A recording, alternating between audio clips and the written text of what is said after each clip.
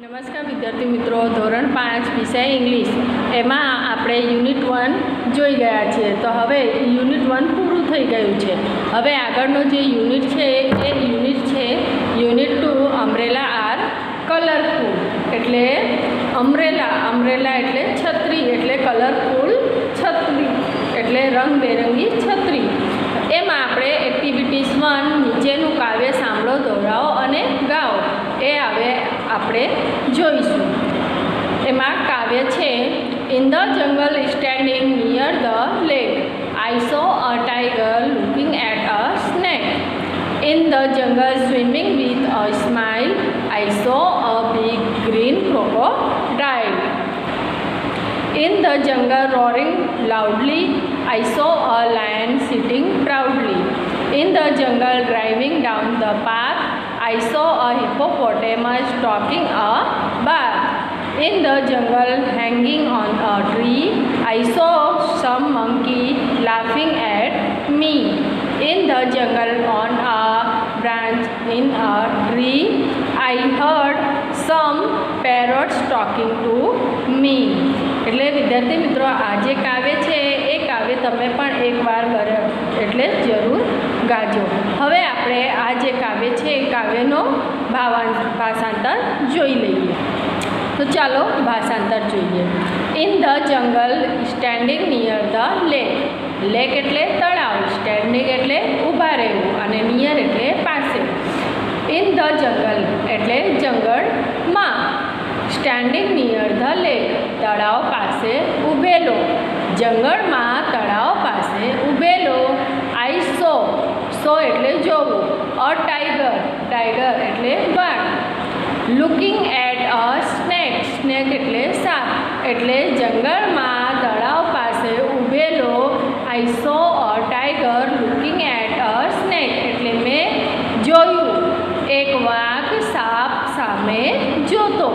Snake એટલે સાપ, એટલે મેં જોયું એક સાપ, એટલે મેં જોયું એક વાઘ સાપ સામે જોતો. In the jungle swimming with a smile. Swimming એટલે તરવું અને સ્માઇલ એટલે હસવું. I saw a big green crocodile. Big એટલે મોટું, ગ્રીન એટલે લીલું અને ક્રોકોડાઇલ એટલે મગર. એટલે ઇન ધ જંગલ એટલે જંગલમાં. સ્વિમિંગ વિથ અ સ્માઇલ એટલે જંગલમાં હસતા હસતા તરતો. આઈ સો એટલે મેં જોયું એક મોટો લીલો મગર.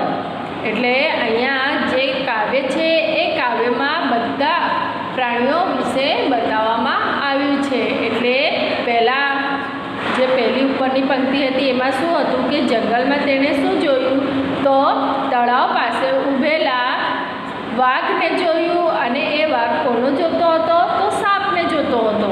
હવે બીજી પંક્તિમાં શું છે કે જંગલમાં મેં હસતા હસતા તરતો જોયો. આઈ saw a big green crocodile. એટલે કોને જોયું, તો ગ્રીન એટલે લીલા મગરને, મોટા લીલા મગરને જોયું. In the jungle roaring loudly. Roaring એટલે ગર્જના કરવી અને લાઉડલી એટલે મોટેથી, જોરથી. I saw a lion sitting proudly. Proudly એટલે ગર્વથી અને સિટિંગ એટલે બેસવું. એટલે ઇન ધ જંગલ એટલે જંગલમાં. રોરિંગ લાઉડલી એટલે જંગલમાં મોટેથી ગર્જના કરતો. આઈ સો મેં જોયું. અ લાયન સિટિંગ પ્રાઉડલી એટલે ગર્વથી બેઠેલો સિંહને. એટલે મેં ગર્વથી બેઠેલા સિંહને ક્યાં જોયું, જંગલમાં. એટલે ગર્જના કરતા જંગલમાં બેઠેલો પ્રાઉડલી એટલે ગર્વથી બેઠેલા સિંહને જોયું. હવે આગળનો, ઇન ધ જંગલ driving down the path. Drive એટલે હાંકવું અને પાથ એટલે રસ્તો. આઈ સો અ હિપોપોટેમસ. હિપોપોટેમસ કોને કહેવાય, તો જળઘોડાને, જળઘોડો. ટોકિંગ અ બાથ. બાથ એટલે સ્નાન કરવું, એટલે ટેકિંગ ધ બાથ. એટલે કે ઇન ધ જંગલ એટલે જંગલમાં. ડ્રાઇવિંગ ડાઉન ધ પાથ એટલે રસ્તે હંકારતા. ડ્રાઇવિંગ ડાઉન ધ પાથ એટલે રસ્તે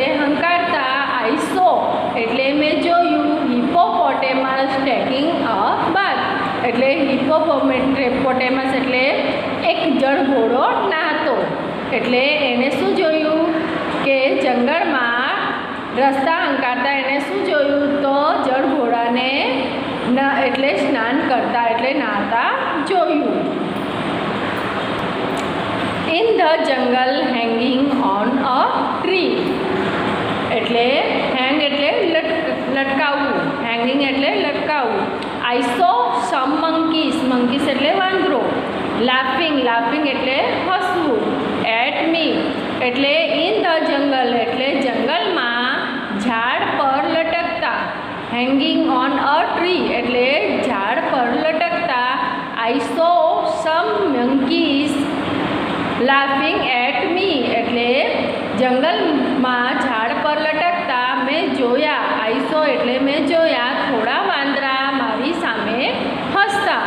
એટલે જંગલમાં જે ઝાડ હોય છે, ઝાડ ઉપર શું લટકે છે એટલે વાંદરાઓ જોયા એને, અને એ વાંદરા શું કરતા હતા એ મારી સામે જોઈને હસતા હતા.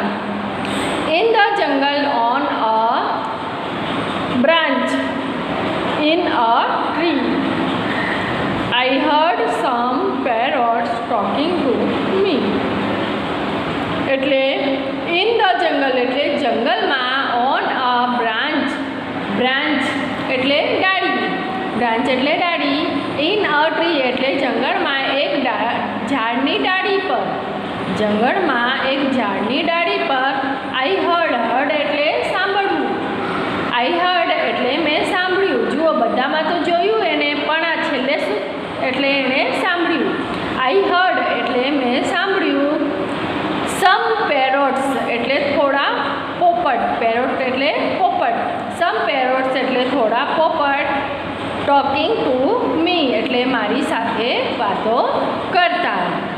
તો વિદ્યાર્થી મિત્રો, આ જે કાવ્ય છે એ કાવ્ય તમે બરાબર એકવાર ફરીથી જોઈ લેજો વિડીયો અને સમજી લેજો. હવે આપણે આગળની એક્ટિવિટીઝ જોઈશું.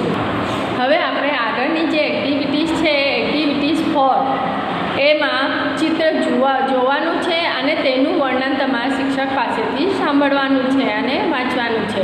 હવે જુઓ, અ લવલી ફેર એટલે સુંદર મેળો.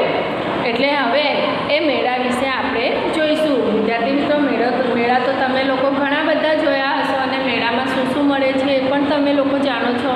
તો મેળામાં શું હોય છે અને શું શું મળે છે આપણને અને કેવી મજા પડે છે એ બધું આપણે આમાં જોઈશું. તો પાઠ છે, Bakshipur is a small village. There is a fair in the village today. It is on the river bank. Men, women and children are in the fair. તો અહીંયા એક બક્ષીપુર નામનું એક ગામ છે. એટલે બક્ષીપુર નામનું એક નાનું ગામ છે. Bakshipur is a small village એટલે બક્ષીપુર એક નાનું ગામ છે. There is a fair, fair એટલે મેળો. In the village today એટલે આજે ગામમાં મેળો છે. એટલે બક્ષીપુર જે નાનું ગામ છે એ ગામમાં આજે શું છે? મેળો છે. It is on the river bank અને એ મેળો ક્યાં છે? તો નદી કાંઠે છે. રિવર બેંક એટલે નદી કાંઠે. એટલે Bakshipur is a small village, Bakshipur નાનો ગામ છે. There is a fair in the village today એટલે આજે ગામમાં મેળો છે. It is on the river bank અને તે મેળો ક્યાં છે? નદી કાંઠે છે. મેન, મેન એટલે પુરુષો. વુમેન, વુમેન એટલે સ્ત્રીઓ અને ચિલ્ડ્રન એટલે નાના બાળકો. Men, women and children are in the fair એટલે મેળામાં પુરુષો, સ્ત્રીઓ અને બાળકો છે. વિદ્યાર્થી મિત્રો, અહીંયા જુઓ ચિત્ર દેખાઈ રહ્યું છે. એટલે ચિત્રમાં એટલે મેળામાં શું શું હોય છે અને મેળામાં કોણ કોણ દેખાઈ રહ્યા છે? તો અહીંયા પુરુષો પણ દેખાઈ રહ્યા છે, સ્ત્રીઓ દેખાઈ રહ્યા છે અને નાના બાળકો પણ દેખાઈ રહ્યા છે. Look at the shopkeepers. Shopkeepers એટલે દુકાનદાર. Their shops are small. There are toy shops and fruit shops in the fair. There are tea stalls also. Rani and Rahim are at the fair. Rani is 5 years old. Rahim is studying in standard 5. Look એટલે જોવું. Look at the shopkeeper એટલે shopkeeper એટલે દુકાનદાર એટલે દુકાનદારને જુઓ. Their shop are small એટલે તેની જે દુકાન છે એ દુકાન કેવી છે? નાની છે એટલે તેમની દુકાન નાની છે. There are toy એટલે રમકડા. toy એટલે રમકડા. There are toy shops and fruit એટલે ફળો. fruit shops in the fair એટલે મેળામાં રમકડાની દુકાનો અને ફળોની દુકાનો છે. There are tea stall એટલે ચાની દુકાન. also પણ એટલે there are tea stalls also એટલે ચાની દુકાન પણ છે. Rani and Rahim are at the fair. Rani અને રહીમ ક્યાં છે? તો મેળામાં છે. Rani and Rahim are at the fair. Rani અને રહીમ મેળામાં છે. રાની ઇઝ 5 years old એટલે રાની 5 વર્ષની છે. અહીંયા રાની કેટલા વર્ષની છે? 5 વર્ષની છે. Rahim is studying in standard 5 અને રહીમ ધોરણ 5માં અભ્યાસ કરે છે. સ્ટડી એટલે અભ્યાસ કરવો એટલે રાની 5 વર્ષની છે અને રહીમ એ કયા ધોરણમાં અભ્યાસ કરે છે? તો એ 5મા ધોરણમાં અભ્યાસ કરે છે.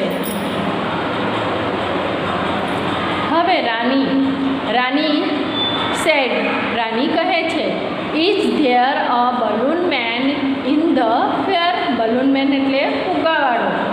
રાની શું બોલે છે કે શું મેળામાં ફુગ્ગાવાળો છે? રાની કોને કહે છે? રહીમને કહે છે કે શું મેળામાં ફુગ્ગાવાળો છે?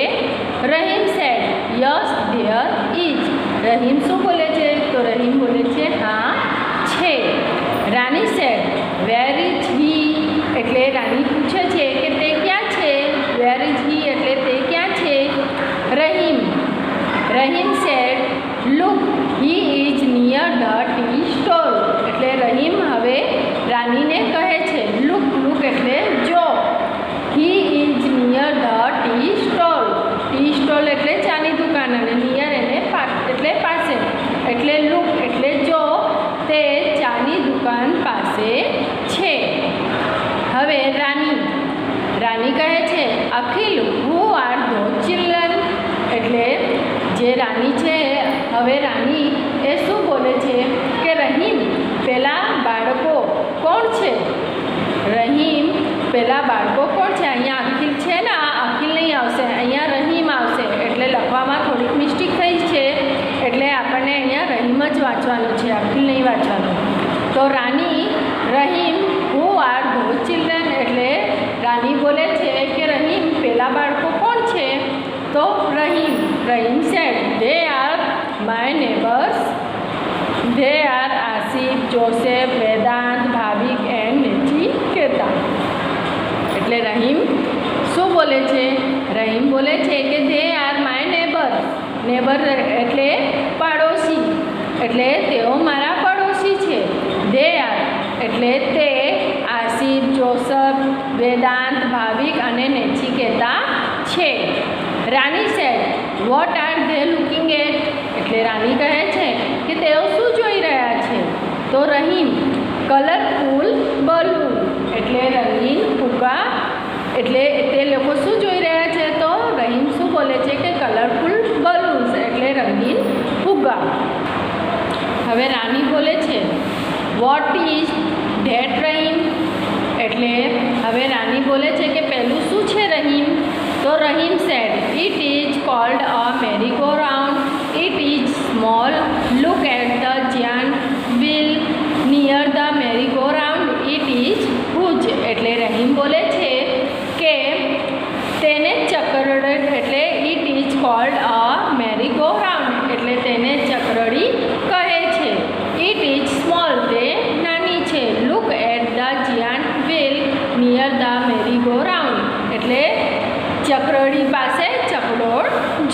It is હુજ. હુજ એટલે વિશાળ, એટલે તે વિશાળ છે.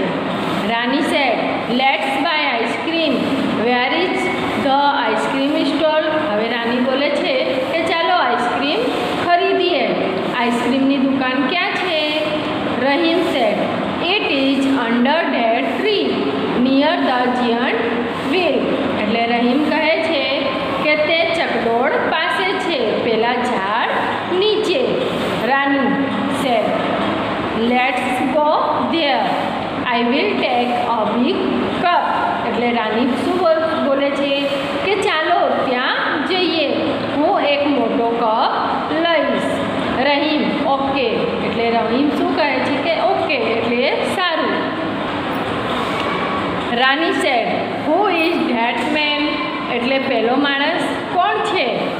Rahim said, he is juggler. Juggler એટલે શું થાય? જગલર એટલે હાથ ચાલાકી કરનાર, અથવા કે બાજીગર, અથવા કે જાદુગર. એટલે હી ઇઝ અ જગલર, એટલે તે જાદુગર છે. That is a box in his hand. તેના હાથમાં એક ખોખું છે. બોક્સ એટલે ખોખું. It is ઇમ્પટી. ઇમ્પટી એટલે ખાલી, એટલે તે ખાલી છે. ધેર આર બોલ્સ નિયર હિમ. તેની પાસે શું છે? બોલ્સ એટલે દડા છે. Bottles are on the table. અને શીશીઓ ટેબલ ઉપર છે. રાની સેડ, હવે રાની કહે છે Rahim look at that girl. She is a rope walker. She is on that rope. There is a long bamboo in her hands. That is her father. That is his drum. એટલે હવે રાની શું કહે છે રહીમને? કે રાની રહીમને કહે છે કે Rahim look at the girl. પેલી છોકરીને જો. She is a rope walker. એટલે તે દોડા પર ચાલનાર છે. She is on that rope. તે પેલા દોડા પર છે. There is a long bamboo in her hand. એટલે તેના હાથમાં એક લાંબો વાંસ છે. બંબુ એટલે વાંસ, એટલે તેના હાથમાં એક લાંબો વાંસ છે. That is her father. અને પેલા તેના પિતા છે, એટલે પેલા તેના પિતા છે. That is his drum. અને પેલો તેમનો ઢોલ છે, એટલે જે ઢોલ હોય છે ને એ એમનો ઢોલ છે. રહીમ, હવે રહીમ કહે છે wow it's a wonderful trick. Bakshipur fair is a lovely fair. એટલે રહીમ શું બોલે છે કે વાવ.